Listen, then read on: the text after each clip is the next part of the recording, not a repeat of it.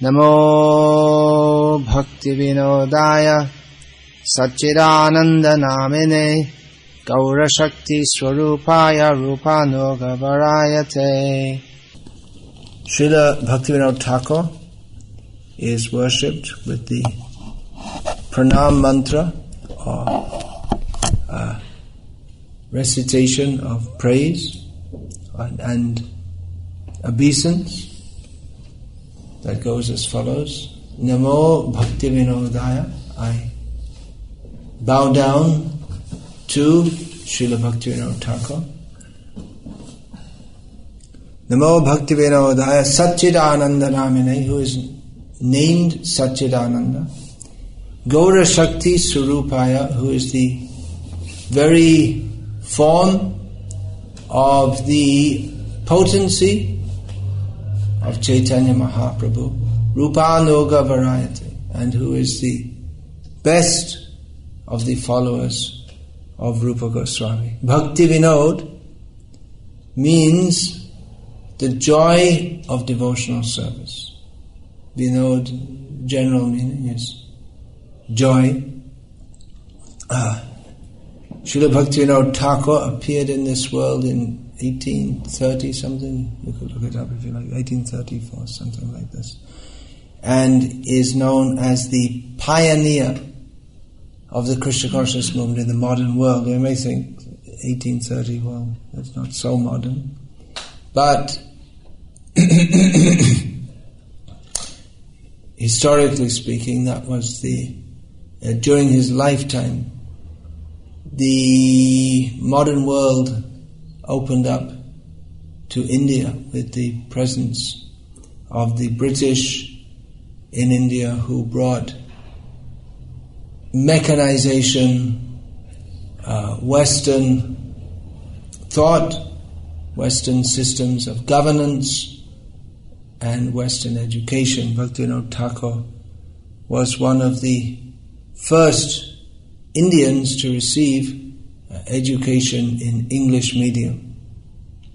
The British had a plan to de-Indianize the Indians by teaching them in English medium and giving them Western concepts of thought, which were quite different from those of Indian thought. The whole culture is different, and even though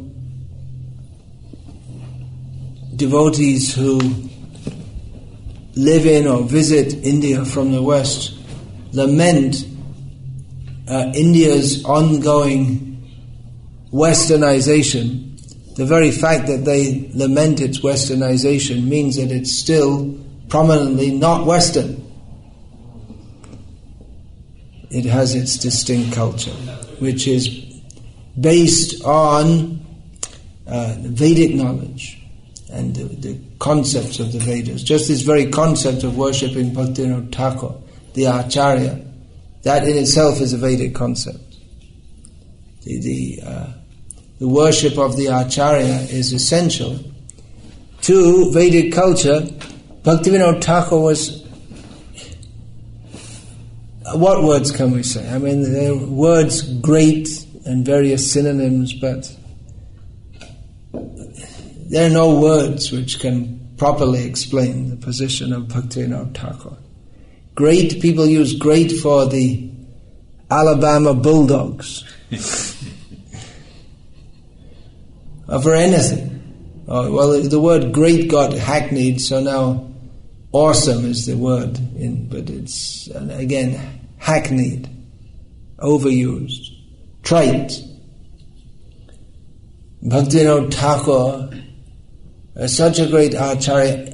My feeling is that every Acharya is underestimated. Srila Prabhupada is also underestimated, because you can't properly estimate his glories. But the glories of Bhaktivinoda Thakur are not nearly enough known, in my estimation, within our ISKCON society, within the broader followers of Bhaktivinoda Thakur. That means the branches of the Gauriya Math. Maybe more so there, because they sing many of his songs. I mean, in Bengal. More so means less known or more known? Well, maybe better known his glories, because among the Bengali members, because they have access to his songs, they can understand them very easily. And his books, which among the small percentage of Bengali members of the Gauriya Math who are interested in reading books, the books of Bhaktivinoda Thakur are very accessible compared to the writings of Bhaktisiddhanta Saraswati Thakur. Accessible in the matter that they're easy to read and understand, whereas Bhaktisiddhanta Saraswati Thakur's Bengali is as difficult to the average Bengali as his English is to the average English-knowing person. In other words, they're practically non-understandable. In fact, I told you about that. We have a project. I'm involved in a project with a devotee to translate Bhaktisiddhanta Saraswati Thakur's Srimad Bhagavatam commentary into English as a guide to help to understand the Bengali. It's meant for someone to read the Bengali and understand it. The English is not easy. It's not meant to be the translation, if you try to give a literal translation without cutting the corners and the nuances, then it becomes very difficult to understand. So Bhaktivinoda Thakur, my estimation is he's underestimated. Maybe one reason is because he lived most of his life in the Grihastha ashram. And generally people think that, well, Grihastha, they're automatically on a lower platform than a renunciant. But that is definitely not true in the case of Srila Bhaktivinoda Thakur. Really, his work should be made more widely known to the world.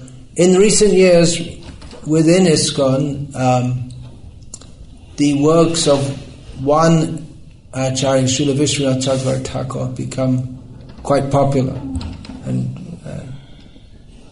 but probably more relevant to us in our present situation are the works of Bhaktivinoda Thakur, who in his writings and in his activities formed a bridge between the traditional world of Gauriya Vaishnavism and the modern world and its ways of thinking and doing things. Ways of thinking particularly by his book Chaitanya Shikamrita, which is a monumental work, which is exactly appropriate for modern man who likes to think of everything in a very rational and ordered way. This particular work is Srila Bhaktisiddhanta Saraswati Thakur wanted that widely distributed in many languages, and Jaiva Dharma also. These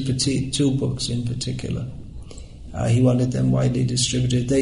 They set forward the principles of, especially Chaitanya Shikamrita, the principles of theology in an ordered, systematic, and very easy to understand way.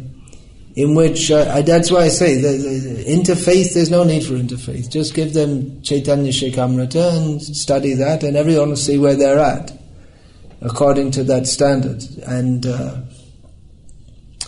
then it will be clear that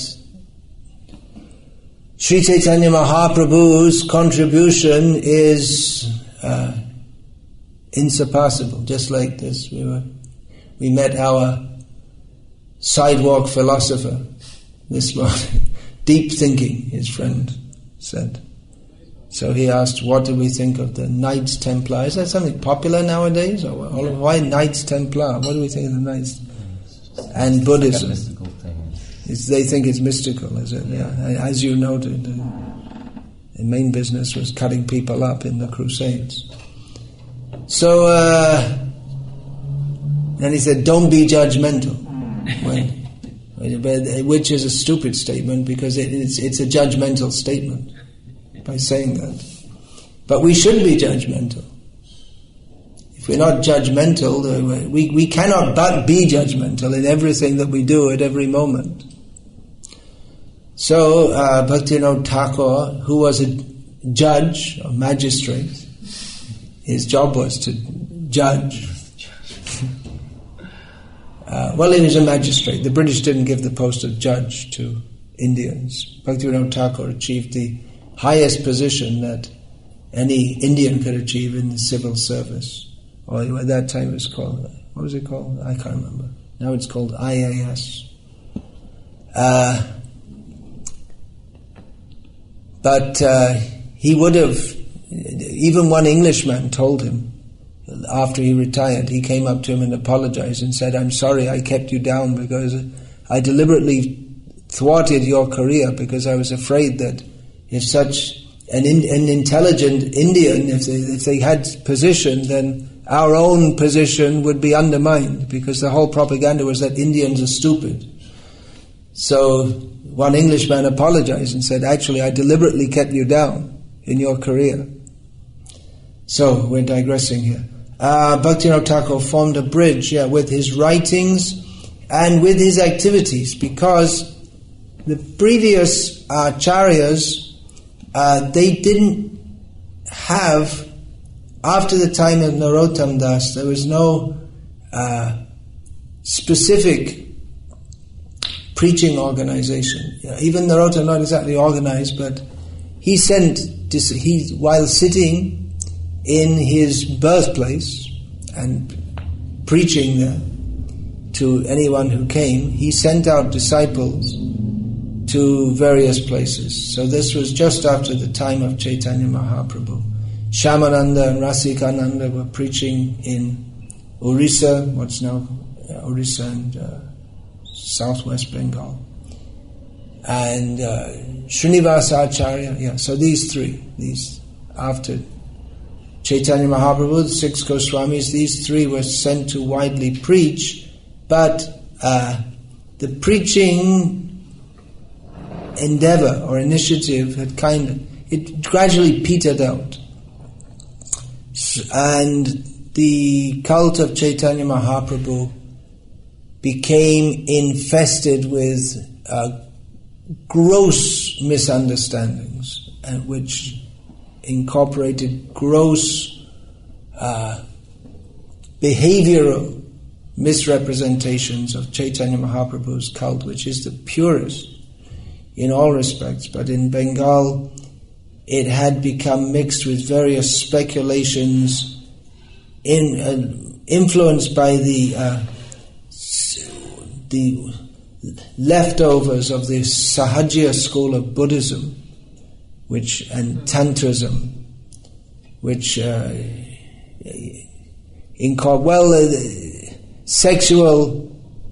Tantrism incorporates sexual practice.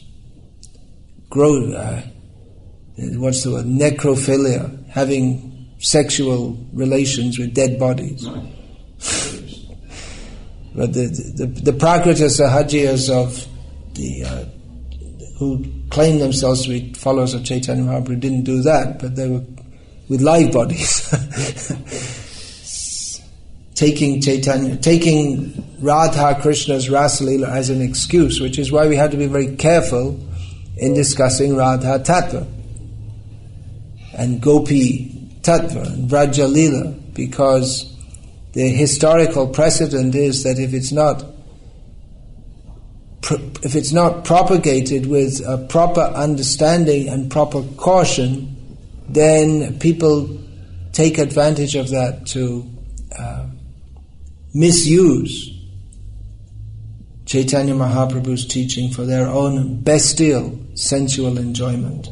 So this was the situation in the time of Bhaktivinoda Thakur, that the Vaishnava cult of Chaitanya Mahaprabhu, which is the purest of the pure and gives the highest theological understanding, or even beyond theology. Krishna is God, he's more than God. God means the supreme controller, and he's more than that. He's this supreme happy, not just controlling. That in fact he doesn't even... Anyway, we won't get into that now. So it was a very dire situation in Bengal, but Bhaktivinoda Thakur started the preaching movement, which addressed the contaminated or perverted situation of Chaitanya Mahaprabhu's cult, and also addressed various misconceptions coming in from the British or modern educational influence. And he started organized preaching, and had the vision that this organized preaching of Krishna consciousness would very soon spread all over the world. In his writings, he also formed a bridge between the traditional Vaishnavism and the present. We can say that the present Vaishnavism is the way that Srila Prabhupada has presented it is very, very circumspect in dealing with the intimate topics of Radha Krishna Lila, Gopi Lila. Bhaktisiddhanta Saraswati Thakur was also in this manner quite circumspect. Whereas previous acharyas, they wrote hundreds of songs describing the Rasa Lila and Krishna's, mostly Gopi Leelas. If the Gauriya Vaishnav Padyavali, or the songs or collection of poems, is mostly on Gopi Leela. Other Leelas are also described, but mostly Gopi Leela, and particularly Rasa Leela. Other Leelas also, but particularly this. So that is the Gauriya Vaishnava tradition.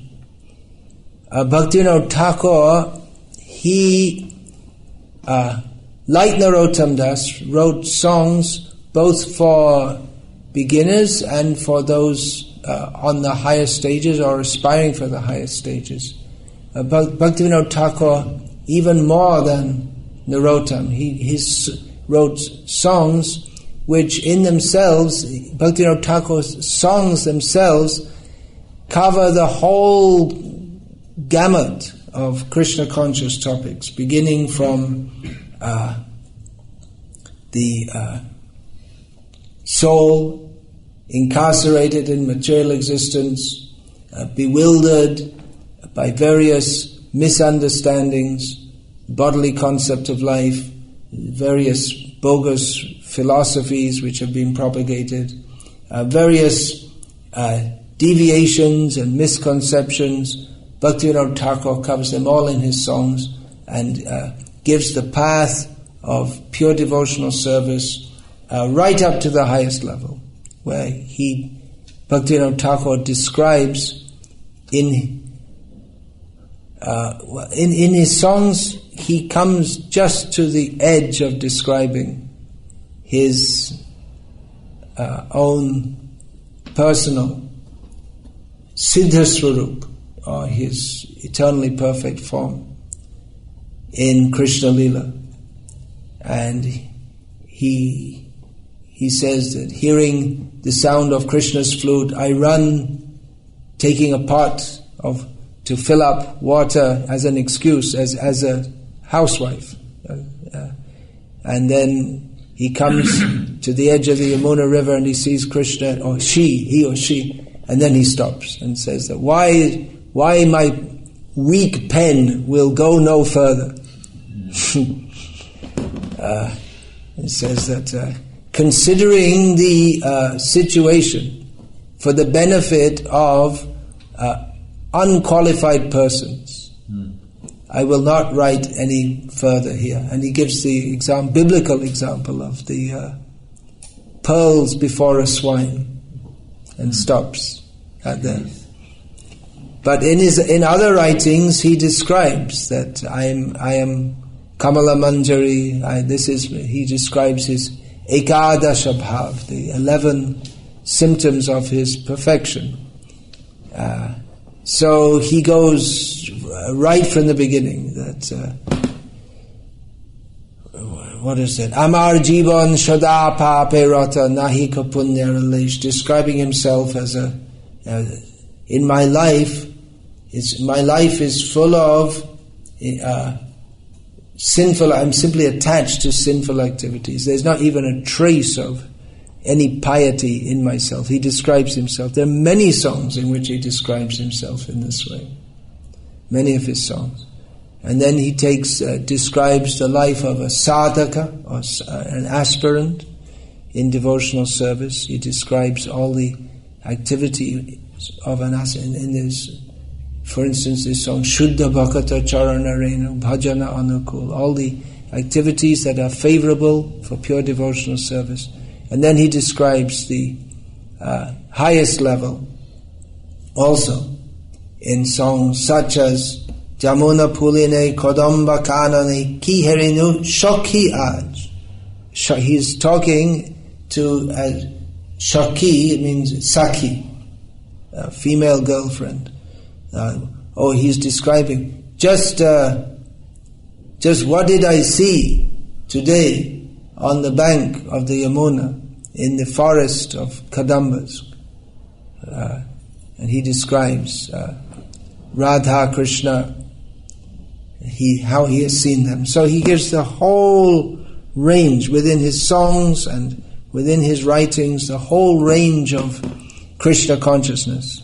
So in this way, he in his songs and in his books, he gives instruction to beginners, to or not even pre-beginners, those who are even in material life and desiring to come to Krishna.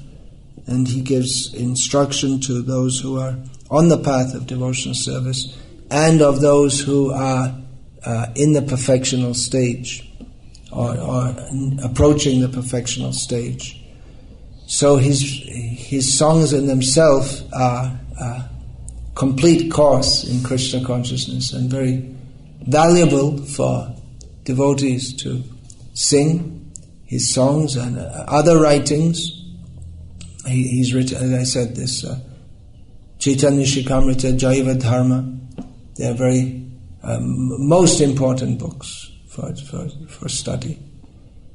The opinion of Bhaktisiddhanta Saraswati Thakur is that it is more useful for devotees in the modern age to study the works of Bhaktivinoda Thakur than those of Jiva Goswami, who codified the teachings of Chaitanya Mahaprabhu within his Shat Shandarbha. But they are in Sanskrit, which is difficult to understand in itself, and vast, whereas Bhaktivinoda Thakur's works in Bengali, which are easy to understand, and he has given the essence of all topics in his works. So, what he has given to the world is invaluable, and one of the tasks of our Krishna conscious movement is, or maybe the only, we could say the only task, is Acharya Upasana. This is mentioned in Bhagavad Gita as one of the symptoms of knowledge.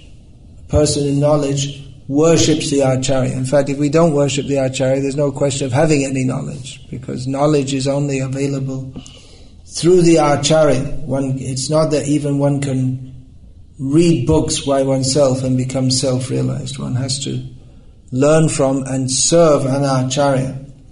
So one of practically everything we do is worship of the Acharya, but particularly to establish within the world the glories of the Vaishnava Acharyas, which it's difficult to do, just like even in India people don't know Srila Prabhupada so much, because there are so many bogus people, so many bogus acharyas who to bogus people appear to be more saintly than the actual acharyas. It's Vaishnavera Kriya Mudra Bigeha Nabhujay, or those who are not Vaishnavas cannot understand Vaishnavas, and therefore we find that totally bogus people. I mean, if you just even look at a photo of this Shri rascal, you can, this Ravi Shankar, he's so bogus, so fluffy.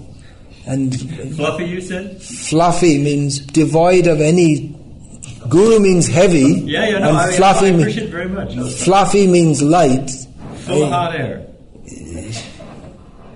Yeah. Very good, I like it. And smelly too.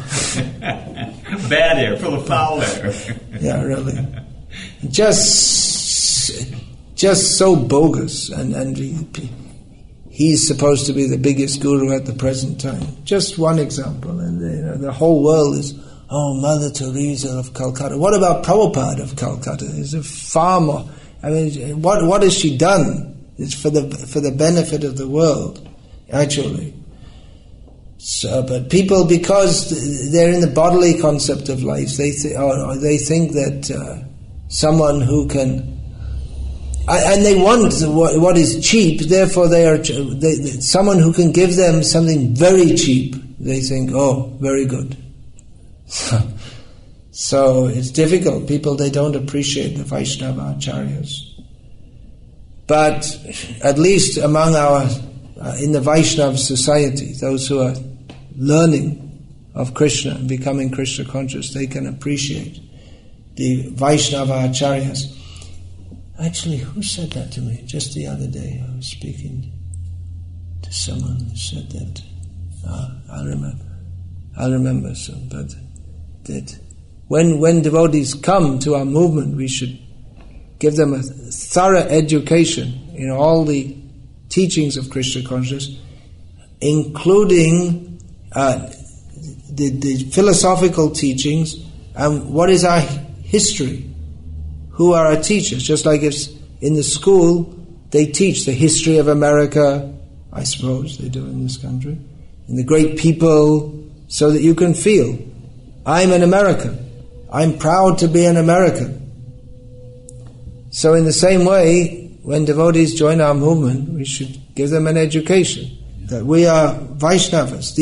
This is our family line. We are Rupanuga, we are followers of Rupa Goswami. What a personality, Rupa Goswami. What are his contributions? The 6 Goswamis, and then Krishnadas Kaviraj. What a book he has written. Narottam Das says, he praises Krishnadas Kaviraj Goswami for compiling Chaitanya Charitamrita, which is actually through Chaitanya Charitamrita we can understand this Chaitanya Mahaprabhu, particularly.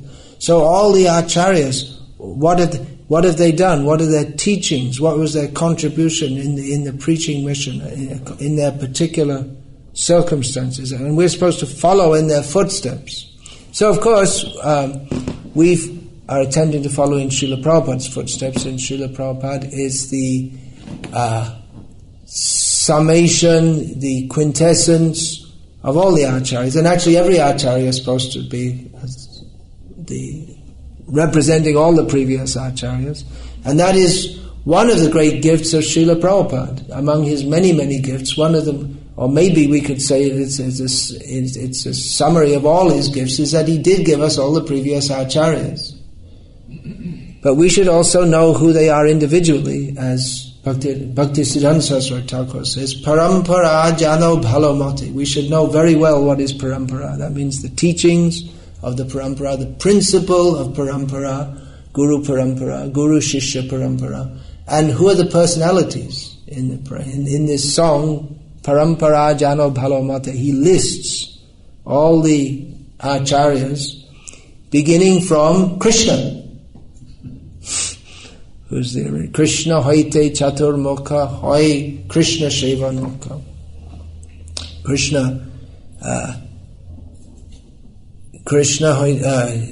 Brahma, he became inclined to the service of Krishna.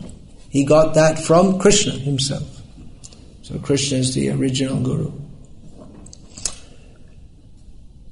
So Bhaktisiddhanta Saraswati Thakur, he had courses for devotees, two courses. One is Bhakti Shastri course, study of philosophy, the basic tenets. Well, considerably more elaborate than our Bhakti Shastri course, as you can imagine. And another, he had the course Sampradaya Vaibhavacharya, in which he taught the previous acharyas, not only of our Gauriya Vaishnava Sampradaya, but of all the Vaishnava Sampradayas, and what were their major works and their major contributions, like this. So, Bhaktivinoda Thakur, if I had another lifetime, someone should do. Some young man with a good brain should make a lifelong study of Bhaktivinoda Thakur. When we say we want to study our acharyas, we shouldn't think like in the way that people study butterflies. Or that it's a subject that they take the butterfly as the object of knowledge. And then they say, now I've learned so much, I'm an expert on butterflies. But study the acharyas means to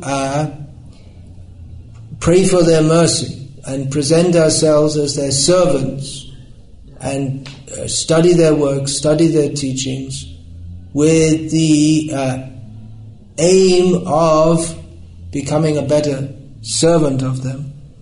And some devotee should do this, take up this work of studying Srila Bhaktivinoda Thakur's teachings and the whole ethos in which he lived, his contributions, and reveal that to the world in books, so that people can appreciate the glories of Bhaktivinoda Thakur. After his passing from the world, Bhaktisiddhanta Saraswati Thakur and others organized an annual remembrance ceremony held in Calcutta, and many of the great intellectual members of the intellectual elite of Calcutta came and they praised Bhaktivinoda Thakur for his contributions and his personality. He wasn't recluse scholar. He was active in the world, and he met with many people, and many people were benefited by his Krishna conscious association. Generally it's thought, somehow among our devotees it's thought that Bhaktivinoda Thakur was very mild and Bhaktisiddhanta Saraswati Thakur was very heavy, and there's some accusation that Bhaktisiddhanta Saraswati Thakur deviated from Bhaktivinoda Thakur. But actually Bhaktisiddhanta Saraswati Thakur he himself stated on so many occasions, all he's doing is to fulfill the desire of Bhaktivinoda Thakur. The whole Gauriya Math was understood to be constituted only of Bhaktivinoda Thakur. To bring Bhaktivinoda Thakur's teachings to the world, which is why Bhaktisiddhanta Saraswati Thakur himself, he didn't write many books. He wrote sub-commentary on Chaitanya Charitamrita and Chaitanya Bhagavat, following Bhaktivinoda Thakur's commentary. But Bhaktisiddhanta Saraswati Thakur, he wrote many articles because Bhaktivinoda Thakur had given Bhaktisiddhanta Saraswati Thakur the magazine Sajjana Toshan. He continued that Bhaktisiddhanta Saraswati Thakur. So he wrote magazine articles to address various topical issues in Krishna conscious perspective, which Srila Prabhupada continued with his Back to Godhead magazine. And through the Sajjana Toshan, he also, Bhaktisiddhanta Saraswati Thakur, brought to life much of the research that he'd done on various sampradayas and their teachings. So it's generally thought that Bhaktivinoda Thakur was quite mild, but Bhaktivinoda Thakur, as Bhaktisiddhanta Saraswati Thakur pointed out, he sometimes tolerated, Bhaktivinoda Thakur sometimes tolerated and mixed with people who weren't to the proper standard of devotional service. He did so because it was necessary at that time, because Bhaktivinoda Thakur, when he first came out as a pure Vaishnava. He revealed himself to the world as such. It was a great surprise because Chaitanya Mahaprabhu's cult was considered to be degraded and despicable. So when Bhaktivinoda Thakur, as a respectable member of the Bengali Bhadralok, or middle class, Bhadra literally means gentle, so Bhadralok means the respectable people. So when Bhaktivinoda Thakur, as a member of the Bhadralok, came out as a votary of Chaitanya Mahaprabhu's cult, it was a great shock. It was just unimaginable. That it was considered that no Bhadralok, no member of the Bhadralok would have anything to do with Chaitanya Mahaprabhu's cult. It was considered so bad. So Bhaktivinoda Thakur, he didn't campaign as aggressively as did Bhaktisiddhanta Saraswati Thakur, but there's no doubt that he was, from his writings, that he was very much against malpractices in the name of Chaitanya Mahaprabhu's teachings. In his chastisement of Bhishakishan, this yogi who claimed to be an avatar of Mahavishnu, Bhaktivinoda Thakur, the Bhishakishan was a member of the Atibari cult. So in his writings, Bhaktivinoda Thakur wrote about the Atibaris of Orissa, and he was very much against them.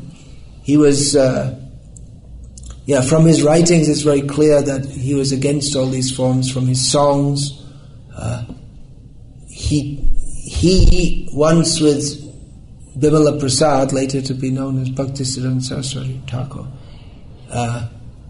they met Ramakrishna Paramahamsa, the rascal. They were related, actually. They had some distant connection. With Vivekananda. They're both Vivekananda is also Datta, same name. So that's described in that book, this Bhaktisiddhanta Vaibhav, that it just, in the writing it just says R ... but it's clear. No, it's not Ra ... So it's clear it's this Ramakrishna.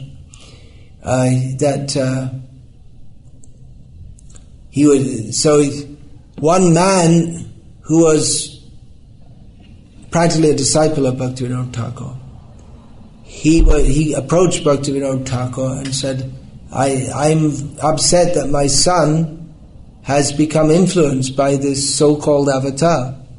So can you please go and give your judgment on this so-called avatar? So then the Ramakrishna came and he was exhibiting some ecstasies, and then there are photos of Ramakrishna exhibiting ecstasy. He looks like a ghost, possessed by a ghost. It looks horrible, actually.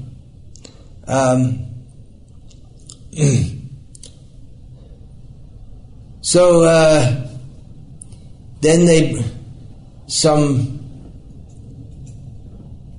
untouchable item. It just says ameda. It could be meat or fish or wine or something was brought. And Ramakrishna, he hesitated, and then he took it.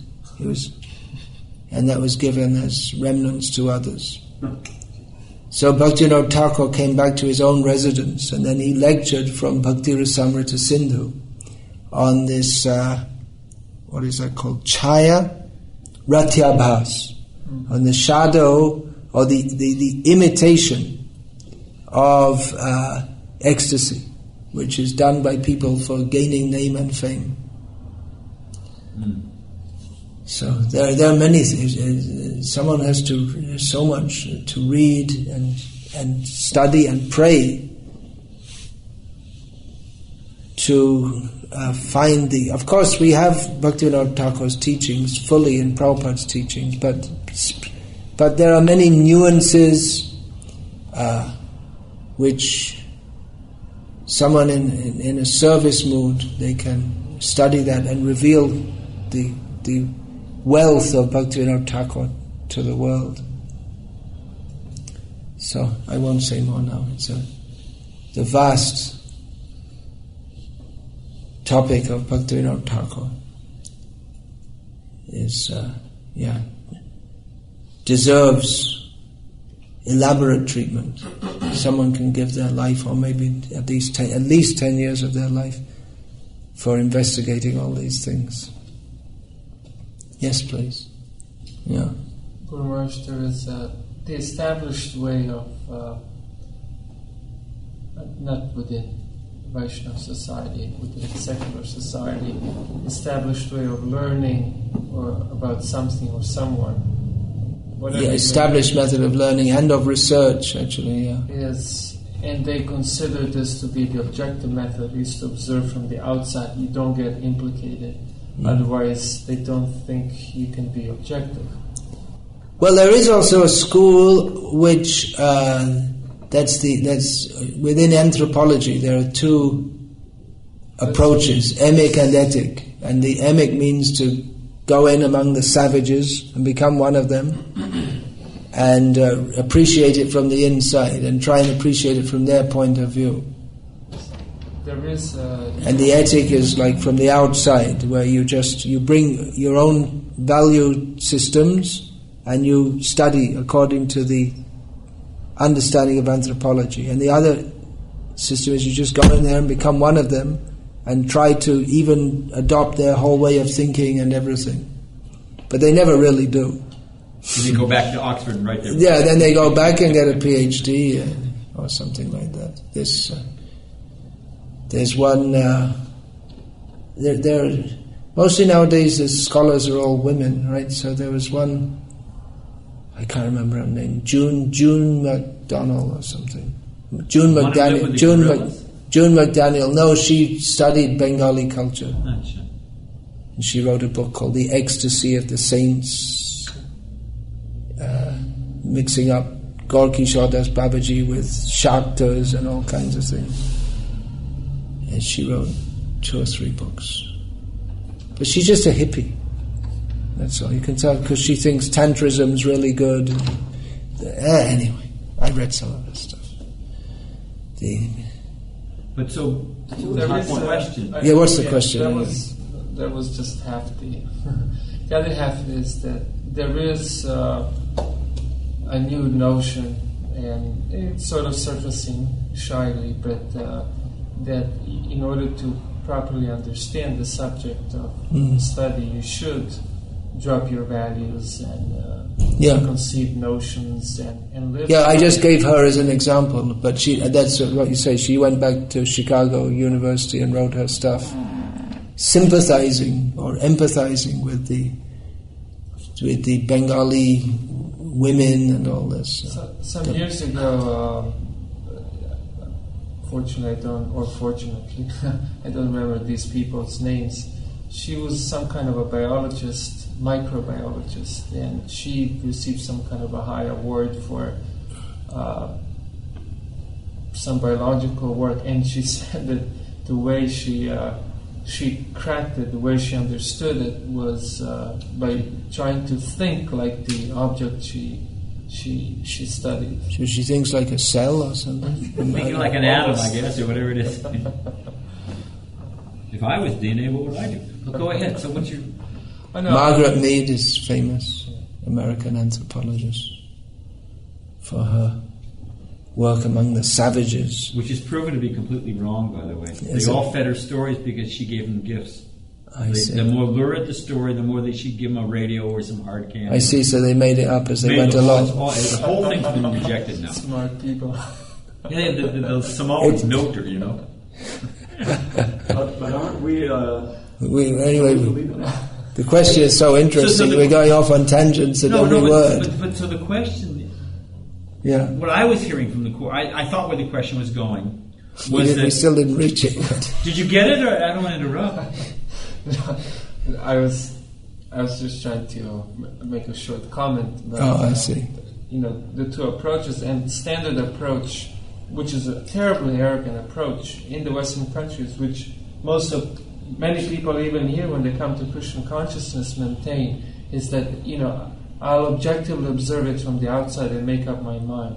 Bogus. It's dumb. Okay, but how can you have to, and Srila Prabhupada said that many times, you can't be licking the bottle. What the heck will you learn about the honey? Yes. Saraswati Thakur. Well, what about if you take the extreme example, you have like the Lord of the Flies, if you surrender to a culture then and uncouple yourself from your morals and values, you can become a Nazi. The mob. You can go in all kinds of weird. In fact, that's what will happen. That's the message of the Lord of the Flies. Gotcha. So, my isn't question, it that then the lower nature comes out? If without social restrictions, the lower nature comes out, and you become a monster. So, my question is: there's the danger of becoming a sentimentalist or a fanatic. There's the danger of becoming a dry materialist and missing the whole point. Looking through life as atoms and the whole thing. Therefore, you need a guru to guide you. Gotcha. So, what is the regulator? That's my question. That's it. It's not a do-it-yourself process. Teach yourself pure devotional service in 30 days. It's not a do-it-yourself process. It seems that the question begins before that, like Brian the other day was asking. Even before you submit yourself to a guru, you still have a choice of number of gurus, or how do you tell who's an authentic guru? And, Krishna gives a powerful hint in the Gita that according to our influence of the modes, we're going to worship accordingly. Yeah. But then he gives the standard in Gita. How do they walk? How does he sit? How does he, It is possible to imitate it also. Because prajahati yada kaman sarvan parthamanogata, that you're free from sense gratification, but you could be, doing it on the side. Yeah.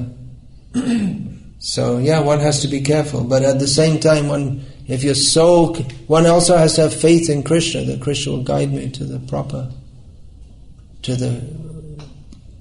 proper person or persons who can guide me. So you're saying intelligent inquiry and measured with faith in the goodness of Krishna. Also. What I was trying to say about the Prabhu is that we can't wait so long to fully analyze to the extent that we're completely sure, and even then you never can be completely sure. So you have to go ahead with some faith also. I was trying to indicate how dumb and arrogant it is to make conclusive statements about Krishna consciousness if you have not really experienced it. That's as arrogant as commenting on a book you have not read. Well, wouldn't people say the same thing? We analyze everything through the lens of Krishna consciousness, or Krishna conscious teachings.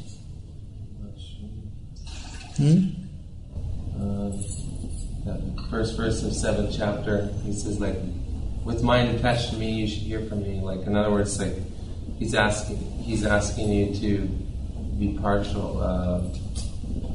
To look through his lens. You have a lens. You got to pick your lens. Yeah, well, that's this is the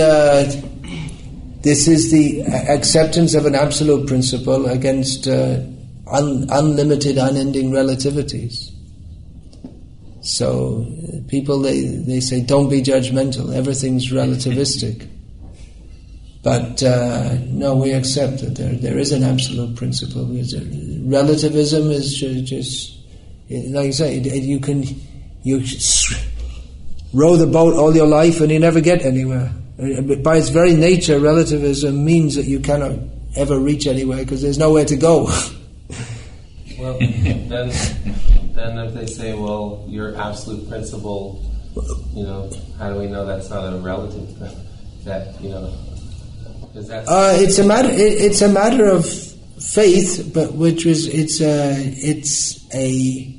it's an intelligent proposition to think that there is some particular principle underlying everything, that everything's not just simply by chance.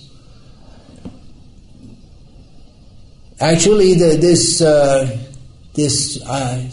feel-good spiritualism, where it's just based on feeling, is just an extension of the pseudo or so-called scientific relativism. It's supposedly spiritual relativism, which is just an extension of the whole worldview in the academic circles of relativism. That you can't really know anything, you can't really properly define anything. So it just comes, and then in the spiritual sense, or so-called spiritual, it's just all feeling. It's just the same disease also of failing to recognize that there is the absolute principle. As Srila Prabhupada, what I see that among all the many things that Srila Prabhupada taught, there are two principles that he stressed on most of all. The first thing is that we are not the body. We are eternal, and the body is temporary, but we do not die when the body dies. And the second is that we are controlled. Everyone should recognize we are controlled, therefore we should recognize that there is a supreme controller. On these two principles, Prabhupada built his whole preaching. In the world of people who don't accept Vedic knowledge, he began with these two logical principles, and then from there everything else can be developed. So, when you arrived to Laguna Beach, Srila Prabhupada asked the audience whether they want to be controlled by the drug or by Krishna. It was a big drug area at that time. Still now? No. I think people are more into yoga and clean living and all this kind of thing. Drugs are everywhere.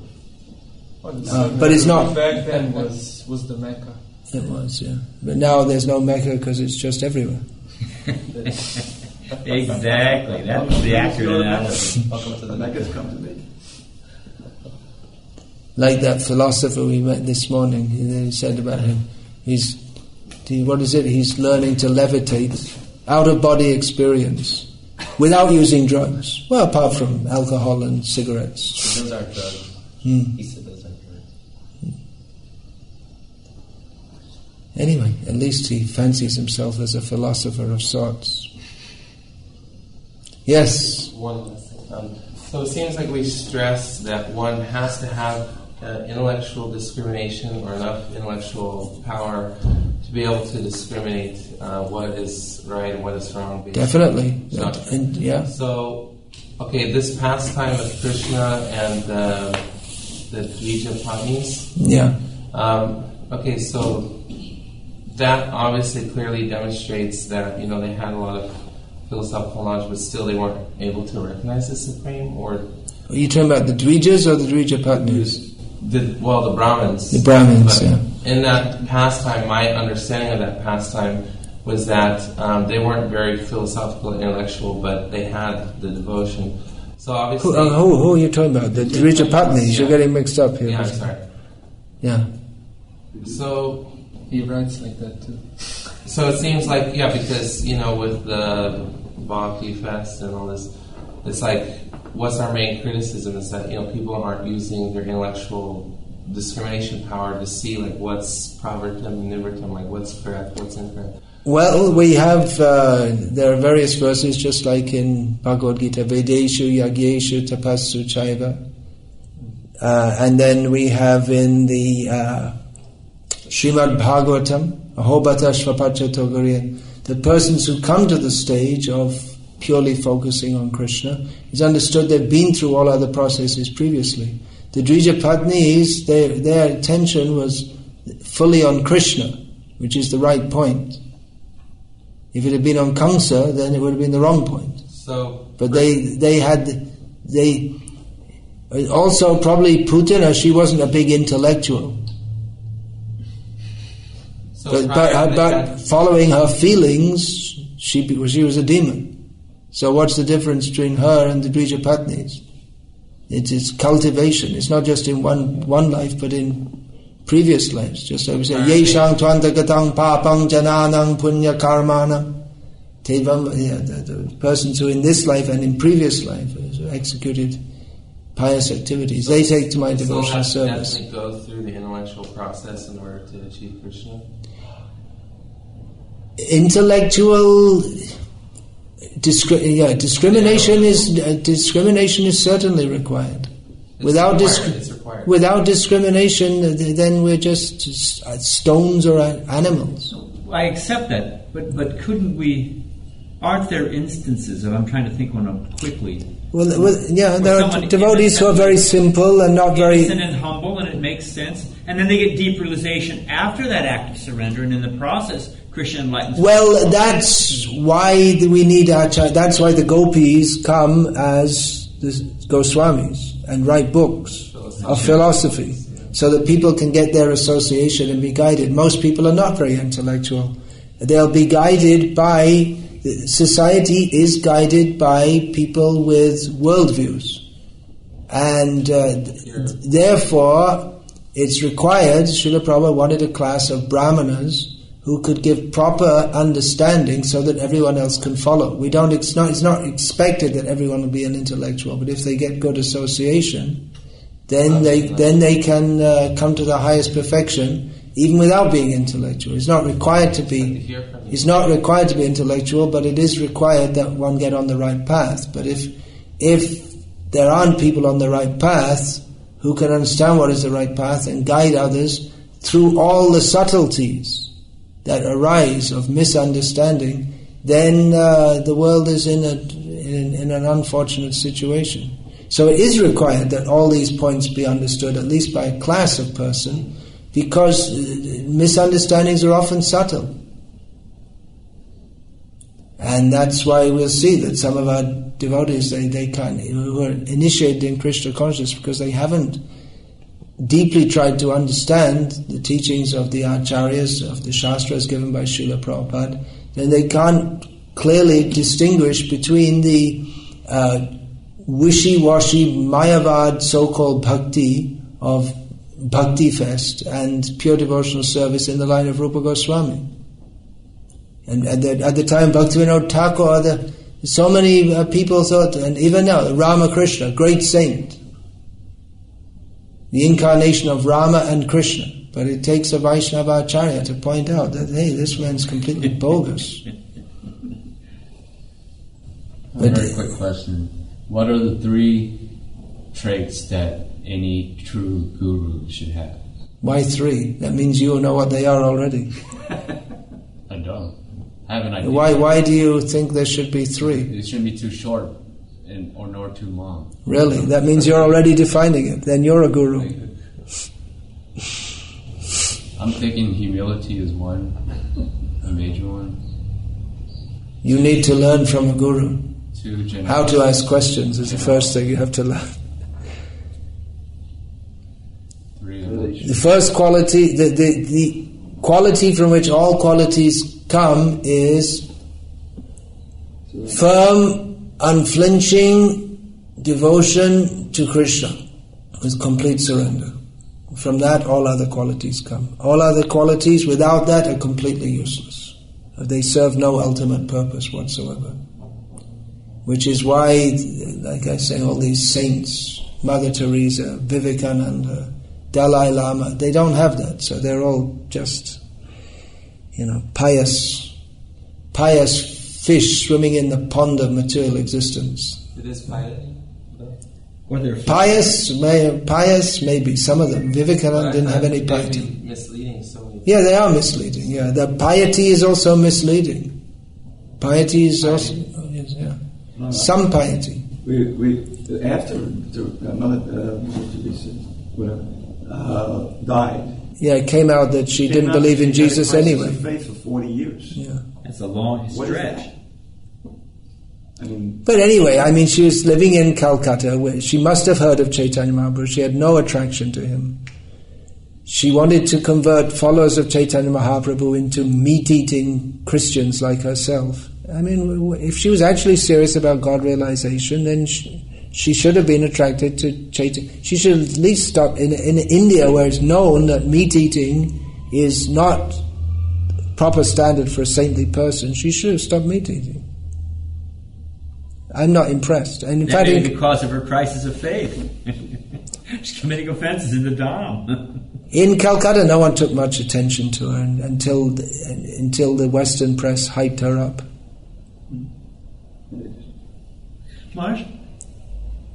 Now Go ahead. But I was just thinking that on one hand, the reason the media hypes these people is because it's all within their norm. In other words, she wasn't really asking them to do anything beyond what she never asked them to give up meat. She never asked them to give up so much. She did speak against abortion. All right, fine. Yeah, but she didn't ask them to give up meat or wine or anything like that. Yeah. Their saints have to fit within their parameter, their day-to-day life. Right. And this whole thing of serving the poor, like it's the greatest thing you can ever do. But her serving the poor didn't make even a slight dent in the poverty of Calcutta. It is completely ridiculous. They have a home for dying people. People spend their whole life on the street dying, and then her nuns go out and search for someone who's dying on the street and bring them to her home so they can die in her home after they spend their whole life on the street. And if they get better and don't die, then they throw them out again. It's completely ridiculous. You can actually rotate. Almost die, bring him back. They can torture you in this way. Just let him die. In some lepers colony, yes. There's so many welfare workers. Somehow she got hyped up. Couldn't it be argued of... anything can be argued. Saintly persons of different faiths that, they're just sort of on like a lower part of the path. So, I mean, for instance, back... Yeah, it can be said like that also, but I don't know if Mother Teresa is really on the path to Krishna. Dalai Lama definitely isn't. But what about in Bhagavatam, where Srila Prabhupada says one should not criticize a person's mode of worship because that's what they need for the purification? It may be better for them. It's probably better for Dalai Lama, for Mother Teresa to be Mother Teresa than joining the Hell's Angels. But the point is that it's so hyped up, like it's really, this is saintliness. That's the problem. That it's a summum bonum, or it's the conclusion. Yeah, it's presented as this is the ultimate level. So, for herself, is she doing a little bodily service like that in the name of Jesus? Okay, but then to get it like that. One thing they had so many things. They had huge sums in the bank, which they didn't release. They could have helped people a lot more, but they just had a huge bank balance. Millions of dollars in their bank balance. In the Sisters of Poverty, whatever they're called. So we're talking here among ourselves. It's not necessarily that we go into the public and tell. And we're not on a campaign against. I'm just pointing out that really saintly persons like Bhaktivinoda Thakur and Srila Prabhupada, they go unnoticed. Whereas people there's so many bogus things about them. They're painted as great saints when they actually have some, apart from contradictions in their character and their teachings, they actually have some demoniac traits. So at least our devotees shouldn't be carried away. Someone wrote to me a few years ago and said there's a devotee and said that she had been advised by other devotees to learn to be compassionate by studying the life of Mother Teresa. Well, Mother Teresa? Well, we have Prabhupada, we have all the acharyas, and we're going to study Mother Teresa? It's ridiculous. Envy, huh? Is it not envy that they don't want Krishna to be supreme? And Definitely, there's that element is there. Within what is propagated as Christianity in the world today, there's a very strong motive of envy of Krishna. They should, actually if they were serious to follow Jesus, then they should come to Krishna. If Jesus was here now, he'd be a member of the Hare Krishna movement. Right? It's the best thing going on. Whatever he taught is fulfilled a millionfold over by the teachings of Chaitanya Mahaprabhu. But if you don't recognize that, when you can say they're not actually very sincere about God consciousness. They're just in some sectarian matrix.